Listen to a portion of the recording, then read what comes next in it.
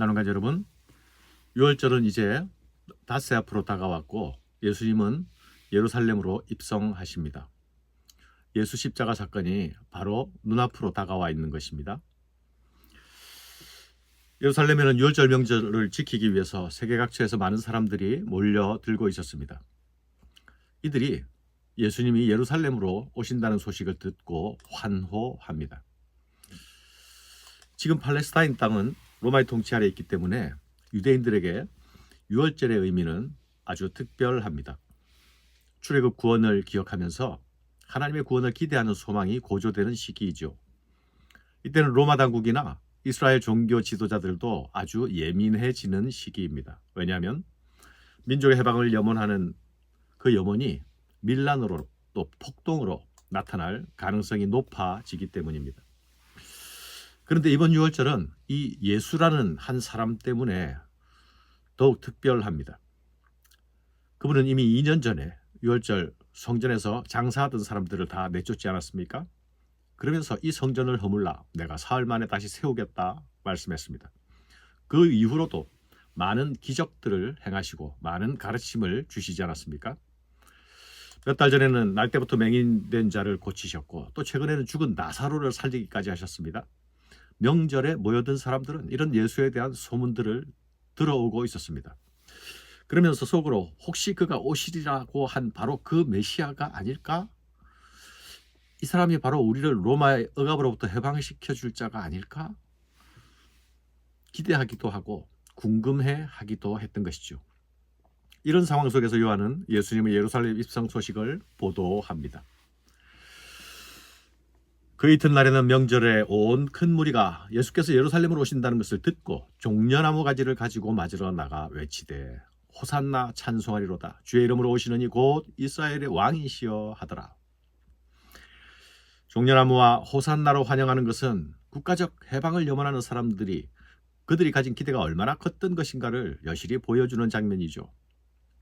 국가적 독립을 쟁취하고 성전을 회복했던 마카비 혁명 때처럼 예수라는 인물이 다시 그렇게 등장하기를 기대하고 있었던 것입니다. 이들의 찬양대로 예수님은 주의 이름으로 오시는 이입니다. 진정한 이스라엘의 왕이십니다. 하지만 예수님께서 가져오시는 그 나라는 그들이 기대하고 있던 그런 나라가 아니었죠.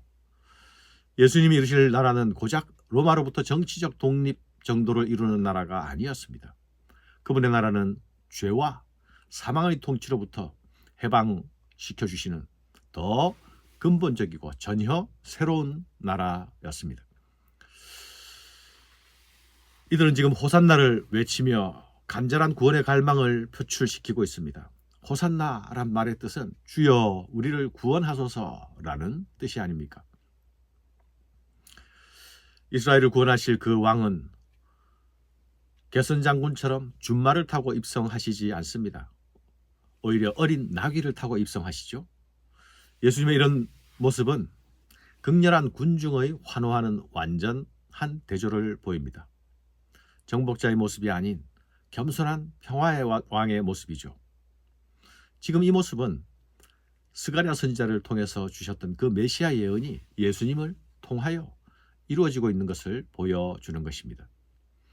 스가랴 9장 9절 말씀에 시온에 따라 크게 기뻐할지어다 예루살렘에 따라 즐거이 부를지어다 보라 네 왕이 내게 임하시나니 그는 공의로우시며 구원을 베푸시며 겸손하여서 나귀를 타시나니 나귀의 작은 것 곧 나귀 새끼니라. 사랑하는 여러분, 십자가를 향해서 한 발 한 발 나아가시는 그 예수님의 걸음은 우리를 구원하시기 위해 하나님의 뜻을 이루시는 그 순종의 걸음입니다. 그분은 정복자의 모습으로 오시지 않았죠. 죽임당하는 어린 양으로 고난받는 메시아로 오셨습니다.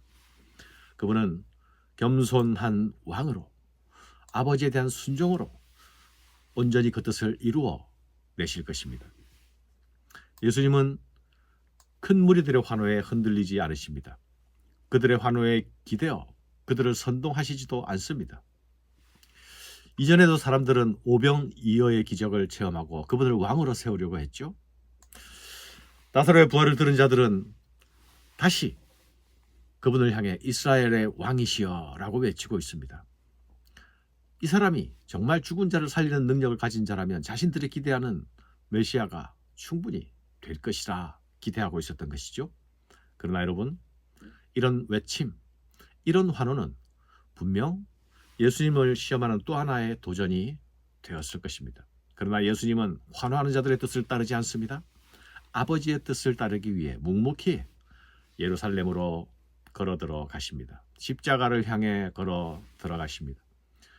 사랑하는 여러분, 사람들은 언제나 자신들의 기대, 자신들의 소망이 이루어지기를 원하죠. 아버지의 뜻이 이루어지는 것은 지금이나 그때나 여전히 인기가 없습니다. 예수님의 예루살렘 입성 모습은 대중들을 만족시키기 위한 퍼포먼스가 아니었습니다. 자신이 약속하셨던 그 말씀, 하나님의 구원 약속을 성취하러 오신 분임을 보여주고 계신 것이죠. 사람들은 자신의 구원을 열망하고 있지만 그들은 자신들이 진정 무엇으로부터 구원받아야 하는지를 알지 못하고 있었습니다. 그들에게 진정한 구원, 그들에게 필요한 진정한 해방은 죄의 지배로부터 해방이었습니다. 예수님은 진리가 너희를 자유케 하리라 말씀하시지 않았습니까? 이들은 자신들이 사탄의 통치 아래서 신음하고 있는 것, 죄와 죽음의 세상으로부터 해방되어야 한다는 사실을 알지 못하고 있습니다. 그러나 예수님의 묵묵한 순종을 통하여서, 십자가에 자신을 내어드림을 통하여서 모든 어둠의 세력들이 물러가게 될 것입니다. 예수님의 승리의 입성을 통하여서 사망을 통해 지배하던 모든 세력들이 패배하게 될 것입니다.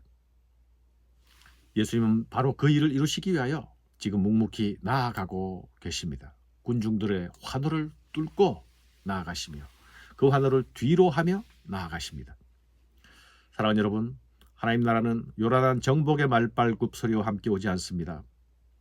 사람들의 열광과 환호는 언제나 그 나라의 뜻을 비껴갔습니다. 하나님 나라는 오히려 무력하고 초라해 보이는 나귀의 입성으로 찾아오고 있습니다. 평화를 모르는 세상에 평화를 가져오십니다. 종려나무를 들고 열광적으로 환호하는 소리가 있었습니다. 호산나 찬송 소리가 온 예루살렘을 뒤덮었습니다. 예수님은 그 열광 소리를 어떻게 들으셨을까요? 슬프게도 그것들은 예수님의 길과는 비켜가는 것들이었죠. 종교적 열광은 이내 공허해질 것입니다. 간절한 염원도 곧 식어버릴 것입니다. 십자가 앞에서 그들의 허위가 드러날 것입니다. 그들은 아버지와 아들의 뜻을 즐거워하고 기뻐하는 것이 아니었죠. 사랑하는 여러분, 많은 무리의 큰 소리보다, 그들의 간절한 외침보다, 그들의 열정과 염원보다 더 중요한 것이 있습니다. 그것은 그분이 이 땅에 오신 이유를 아는 것입니다. 그 일을 십자가를 통하여 이루시는 그 사랑을 알고 거기에 반응하는 것입니다. 감사합니다.